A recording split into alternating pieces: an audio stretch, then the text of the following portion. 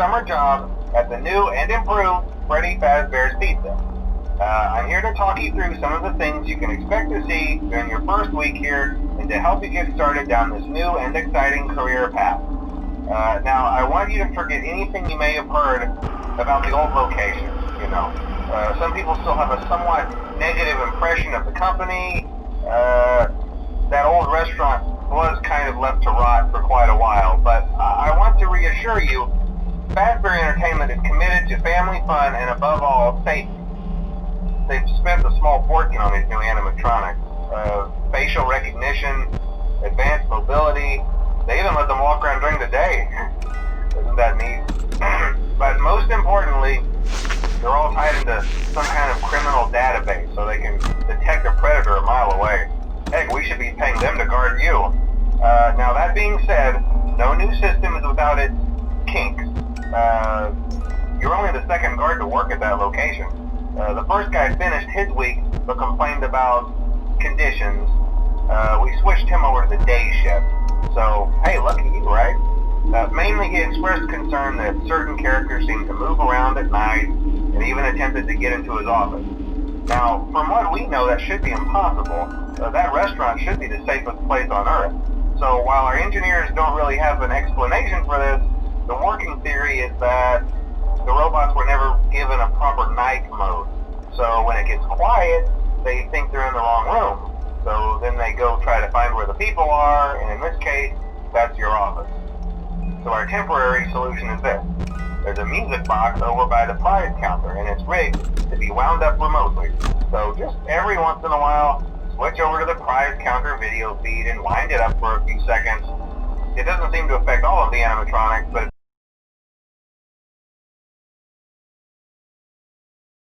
as for the rest of them, we have an even easier solution. You see, there may be a minor glitch in the system, something about the robot seeing you as an endoskeleton without its costume on and wanting to stuff you into a suit. So hey, we've given you an empty Freddy Fazbear head. Problem solved. You can put it on any time and leave it on for as long as you want.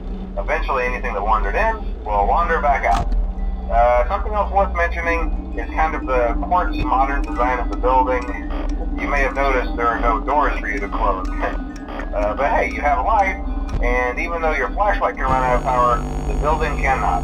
So don't worry about the place going dark. Well, I think that's it. You should be golden. Check the lights, put on the Freddy head if you need to.